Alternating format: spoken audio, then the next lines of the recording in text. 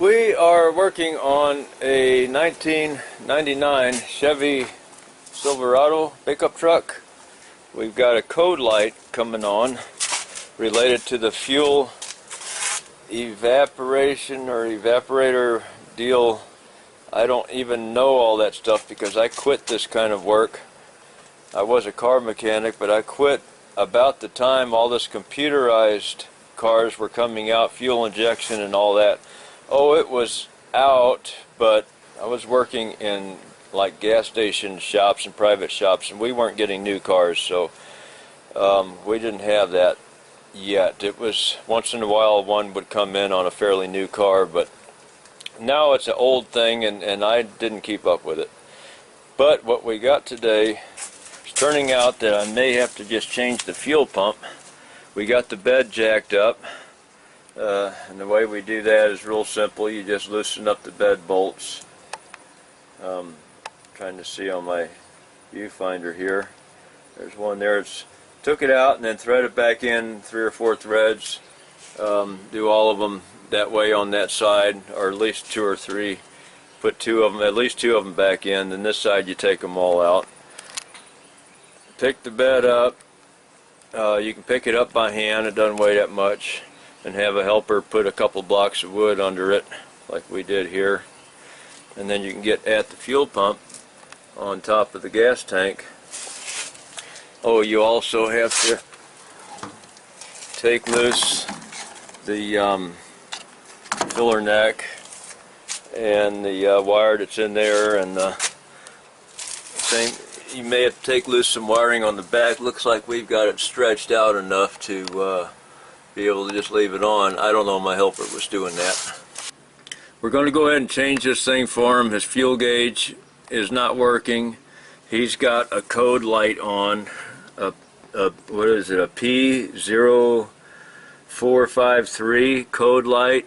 I really wasn't wanting to change the fuel pump, but he says it was changed about 10 years ago. He wants to go ahead and change it again if we don't find something else obvious that it is. He says go ahead and change the pump, so we're going to do that.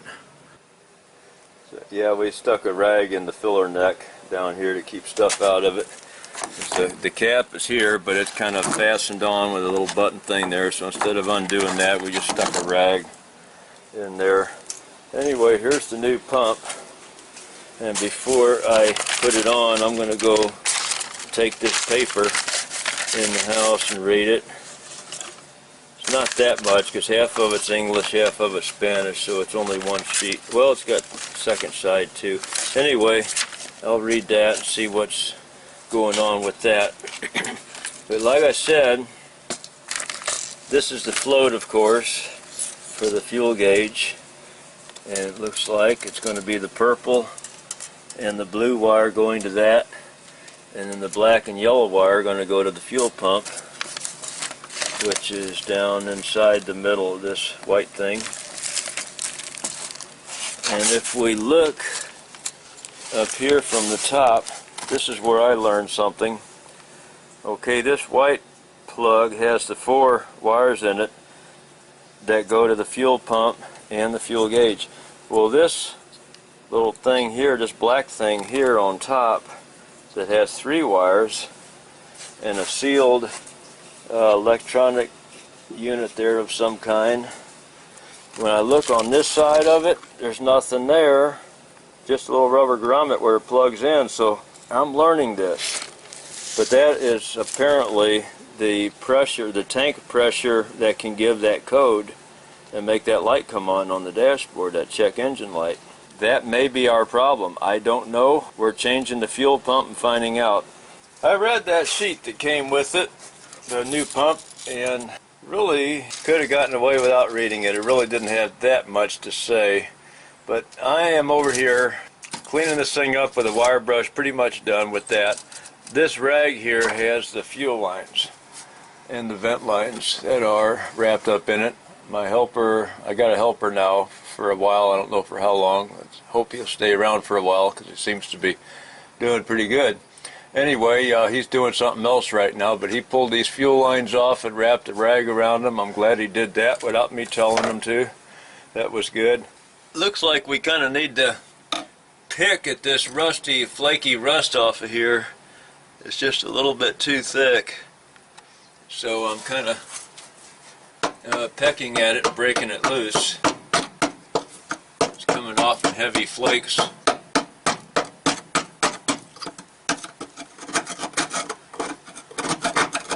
Before I take the hammer to the locking ring to take that off, I'm just going to knock off what's loose up here.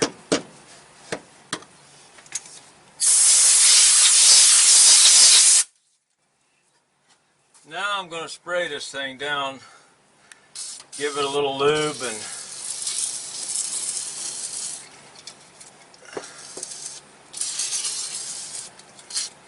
knock that ring off of there. Anyway, I don't know if you can see it or not, but this is one of the little locking tabs. There's a hole down here.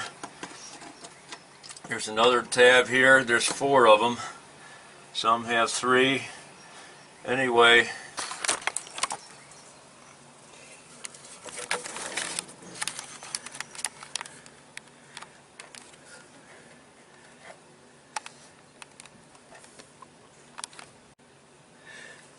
this whole ring to lock on obviously turns clockwise, and we got to turn it counterclockwise because this is stationary. This tab here, and there's 4 more tabs like it all the way around, and we're just focusing on this one because it's the closest one to the camera. You see the hole back here behind it? That is in the ring, so we got to turn the ring counterclockwise so that we can lift it off of there. I hope you can see, but there's a notch in it right here behind this hole. All of them have that little notch. All of these tabs have a little notch behind the hole. I'm going to start here on this one. It's the closest one to me.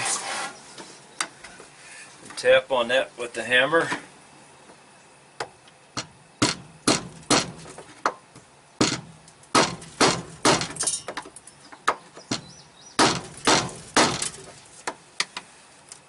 Well, this rust is popping off of there. I'm going to get to another one, the opposite side if I can, and do the same thing. Can't reach the other one on the opposite side. I'll have to come to this one here right behind it.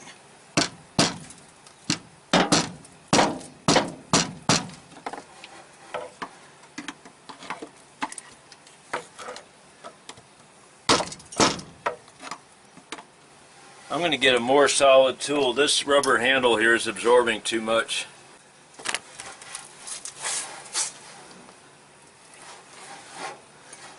I got a steel punch. This should be better. Although we pretty much crushed the end of this, so we were getting some impact on it. It's just not enough metal there to hold it up. It's falling apart. They have to get a new locking ring for it.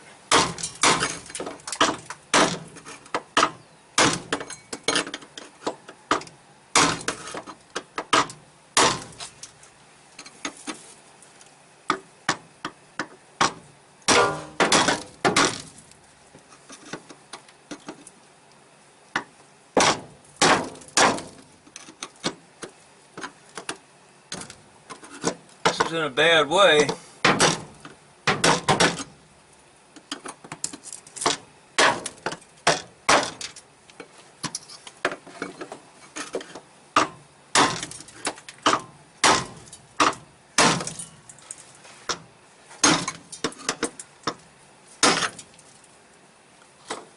We got it. Finally went.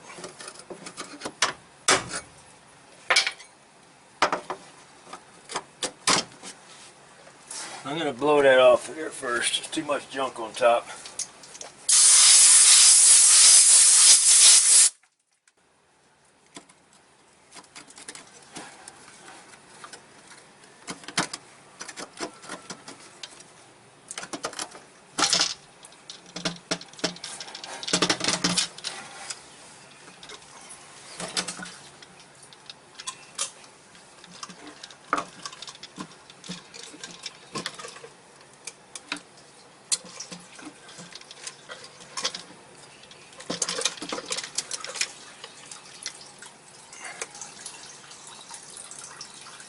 letting the gas drain out of the pump. He said this thing is pretty well full, but the gauge isn't working. That locking ring's in a bad way. But it's the only one I got. I'm going to stick it back on there carefully. I'm going to look in here with a flashlight and see if I can see the bottom. I can, and it doesn't look bad. Very little pieces of debris laying around in there. Just only 3 or 4 little black specks. That's good. I'm going to carefully wipe off the edges of this. Let me see if the camera can look in there and show you what I'm looking at. See, it's yellow on the bottom. There's just a couple of small specks here and there. Nothing that's going to clog up the filter. That's good, but we do have a lot of dirt and debris around the edge of this thing. We got to carefully get that out of there. Here's my old ring. Look at all that scale on that thing. Not real good. Doesn't even sound like metal. Sounds more like plastic or rubber when I drop it. It's just got that much rust on it. Boy, I don't like that ring. This is the filter right here that goes on the bottom of the pump. That is like a paper element filter, and it's got like a spongy thing in there to keep it from squeezing closed with a vacuum if it does get dirt on it. But you can see, as big as that filter is, just a few little specks of dust like what's coming off of here. If that was inside the tank, that would never clog this whole thing up. It would take quite a bit more than that to cover this top and bottom where it couldn't suck any gas in there. And while I'm looking at filters and stuff like that, some people believe, I'm going to go on ahead and explain something. Some people believe, because they don't really understand how things work, that if they let their tank run low on gas, quarter tank or less, they say, oh, I keep mine, I don't let it get below half a tank. I don't want it getting down and sucking that garbage off the bottom of the tank. Well, nothing could be further from the truth. They wouldn't say that if they understood how it worked. This is where it sucks it from. This is the bottom of the tank. Your fuel pump is on the bottom of the tank. Your filter's on the bottom of the tank. All the gas that your fuel pump gets and sends to your motor is coming from the bottom of the tank. The float level goes up and down. This sits on top of the fuel, and there's a switch right here. There's a switch right there, and it's got a what they call a VR, or a variable resistor switch, so that it changes the amount of electrical resistance from this side to this side as this goes up and down, and sends your fuel gauge the signal telling it what to tell you, how much fuel you got. But doesn't matter how low your fuel is, you're not getting any garbage, any more garbage off the bottom when it's low than it is when it's full. It doesn't make any difference. I've been pecking at this locking ring for quite a while now, trying to find out where the center of the camera is. Right there, I think. I've been knocking a lot of rust off of it.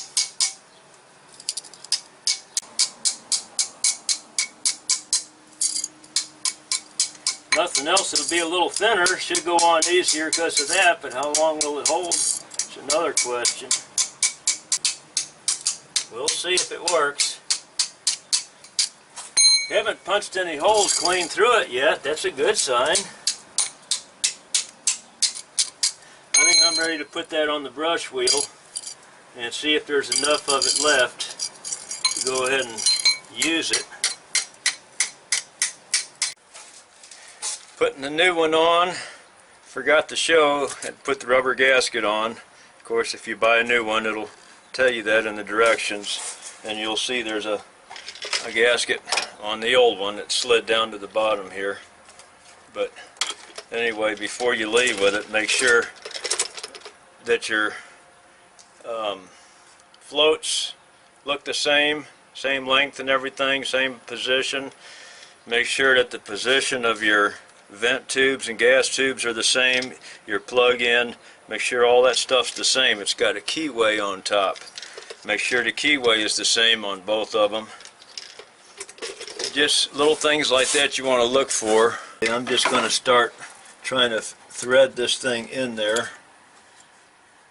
I do have this cleaned off pretty good on the top already, and I'm just going to carefully thread this thing in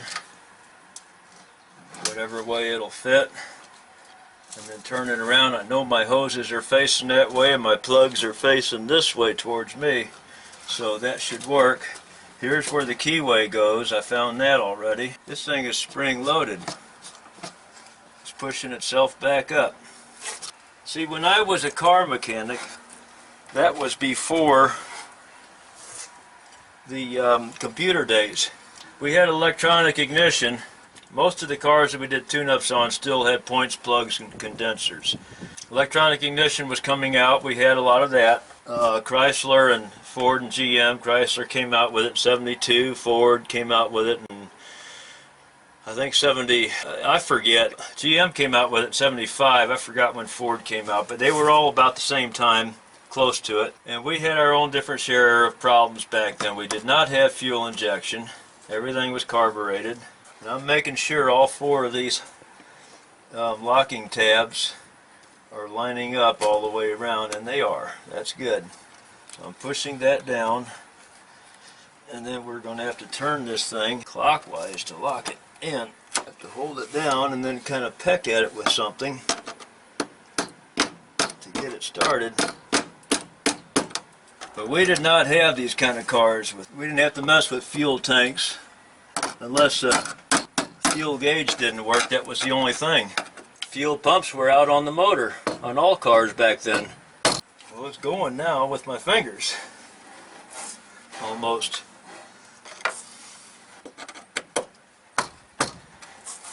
I said all that to say I am very obsolete when it comes to cars. I've not been a mechanic for a long time, and when I started this channel it was because I am always tinkering with something, and then it became a necessity to fix my own truck and my own small engine machines. I only got a couple of cars, so I don't have to do much fixing there, but it's looking like I'm going to be learning this work all over again, all the new stuff. Anyway, I'm going to keep going around like that until that ring is set tight all the way around. Got that locking ring set. Now I'm going to go on ahead and snap my hoses back on. And I am going to just have to guess at which one goes where. The big one's going to have to go on the big one. I'm fine with that. They just snap on. They got an O-ring seal inside of them. But these two here, I'm not sure how they go.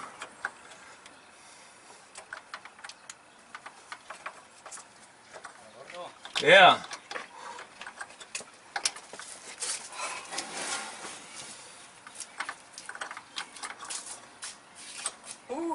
¿Recuerdas cómo estaban esos? Sí. Ya puse el grande, pero los dos pequeños, no sé si uno está cruzando sobre el otro o no. El que no tiene broche, Los dos tiene seguro. sí, pero uno. Okay. Está grabando la cámara. ¿Qué? ¿Estaban así o así? No, en el medio. ¿Ah? El otro en el medio. ¿Qué? ¿Así? Sí, pero por debajo del otro. ¿Debajo? Sí. A ver. Let me see. That one's right there. ¿Ese está en medio? Yeah. Yeah. Y está aquí. Pero, ¿dónde están los plásticos que llevan allí?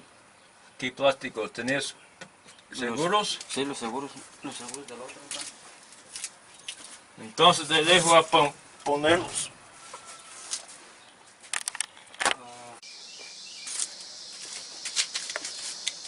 This pump came with a new wire for the fuel pump itself and the what do you call it, the gauge. And I'm going to put it on.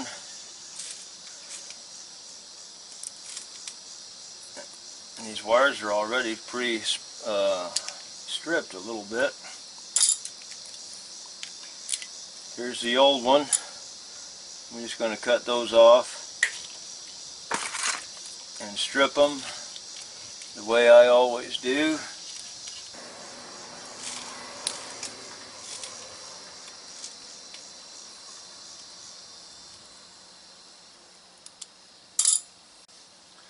Twist the ends, and I'm just going to do one of these on camera and show how I like to do it. Just going to match up the colors and try to keep them from being tangled up when we pull them all together. I'm going to twist them the same direction that they're going. Now I forgot already, I got to redo that because I forgot to put a piece of this on there. I stripped that one a little bit long. I'm going to trim a little bit of that off. Take about an inch of this shrink tubing, slide that down. I don't want to slide it up on this one because it might fall down while I'm trying to do this. Twist these together and try to carefully not have any points of that wire hanging out. We heat up the high-speed soldering iron. Tin it. Get a close-up on this. Heat up the wire.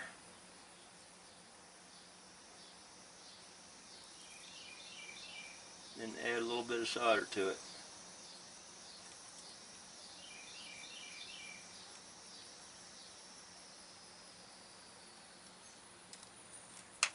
Let it cool a few seconds.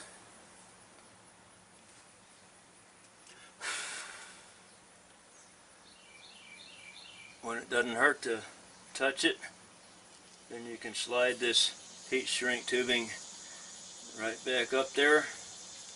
Take your soldering iron and shrink it on there.